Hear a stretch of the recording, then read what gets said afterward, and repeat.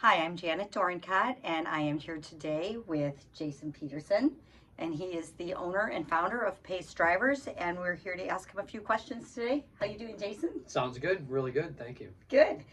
Let's start with give us a little background on yourself and how did you get started?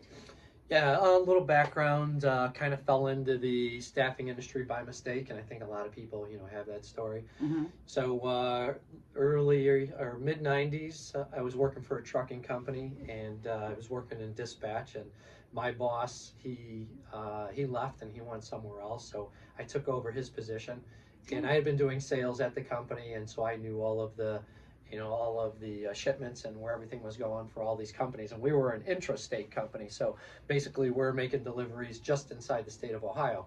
And when I took over the position, I suggested to the owner of the company and to the general manager. So there were three companies under one umbrella, and so I went to the general manager and to the owner, and I said, why don't we, look at going out of state, because I know where these companies are sending the other loads, and I have good relationships with these people. And they asked me to put together a plan, and I already had the plan put together, and so I just gave it to them. And they said okay. So long story short, before I left that organization, we were operating in 16 states. We were driving loads from Ohio down to Louisiana, and Wow. we were catching loads coming back. And so one day, one of my best drivers, he damaged a part on the truck, and the general manager said that he was going to have to pay for it. And I said, well, he's our best driver. This guy never says no to any loads, not on Saturday or Sunday. Yeah. And she said, well, are we going to have a problem? And I said, well, I guess not, because I quit. So Oh, wow. anyways, How long ago was that? that was 98. Oh, So okay.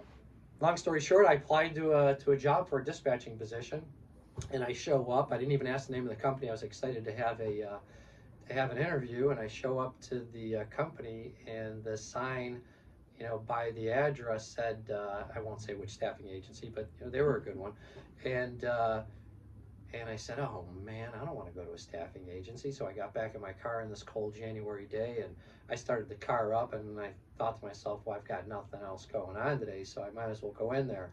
They didn't even have a dispatching position, or at least not one that they could find, but they wanted me to work for them. So this woman sent me to an HR woman, and they asked me to work for them, so I did. And then my staffing agency experience kind of took off.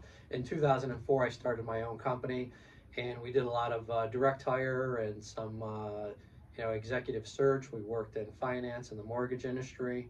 And then when the credit crunch happened in 2008, I wanted to get back into the general labor staffing, because it's a recurring revenue format. Right. We were doing a lot of direct hire, so big fees. But January, if you did $100,000, you're sitting February 1st, and you're goose egging it, right? You got to go get it again. So I like the recurring revenue format. Right. So got back into that, and then in 2014, decided to combine the driving experience. I understood DQ files because I had been doing them. I had to learn that. A guy, when I was at the trucking company, that there was a trucking company close by to us, and I went over there, and this guy kind of took me underneath his wing, and he showed me how to put together a DQ file And maybe you should regulations. describe what a DQ file is. Yeah, so driver qualification file. And so now what we do, we got away from general labor and everything, where that whole story, was, and we decided to get into drivers, and now we only do drivers. We placed drivers last year, I think, in 46 states. Wow. And they're all Class B and Class A drivers. We do have some non-CDL drivers. But so we keep the entire DQ file. Now, in many cases, we're simply the employer of record, so it's the carrier's responsibility to, under the DOT regulations, to have the file, but we also keep it. We furnish it to them, so that they know that they have it, that we have it in case there's an audit. And they should want to know that. So we give it to them so that they can see. We do all of the compliance with that file. So we stay compliant in terms of doing the MVR on an annual basis and everything else that needs to go along with it. With MVRs, we're running those quarterly, because you never know if somebody had DUI on their personal time in their own car, and Right. you need to find that out sooner or later. So MVR meaning motor vehicle Correct. record. Yeah, exactly. Okay. Yeah. Good. And so, what are your goals for your business today?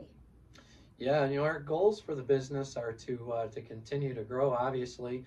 And then the main reason behind that is, we have a really good team. We're very proud of the team that we have. We've invested quite a bit in, that term that feels like it just came out, tech stack.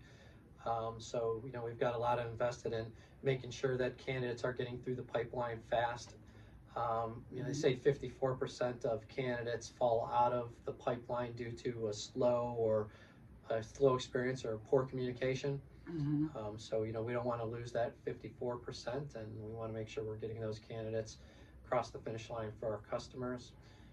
And then as far as new students that are getting their CDL, what sort of recommendations do you have for them? Or kids considering going into this field? Yeah, I think the field's a great field, and I think it's underserved for many reasons. One of those reasons is you can't get your CDL license until you turn 21. So, for those folks that decide they're not going to go off to college and that's not for them, they often find another career before they turn 21. So there is a big driver shortage. It's a great career. You can, make good money, and you can, almost have your pick of opportunities because, there are a lot of open positions out there. So why do they make them wait till they're 21?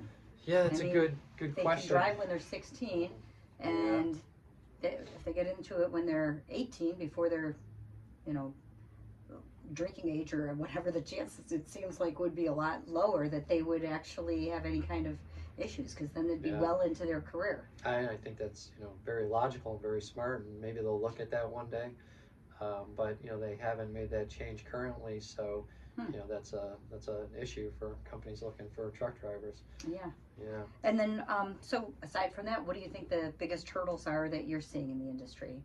Yeah, I think the biggest hurdles are largely the same that they've always been. It's having enough candidates to fill the positions that that you have, especially if they're in middle of the nowhere locations.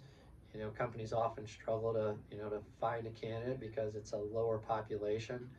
That's an area where a lot of companies turn to us. So they might have a very built out HR department, and they may have a decent number of recruiters, but they still have a lot of positions, and often struggle in places like Chickamauga, New York, and and that's where they'll work with us.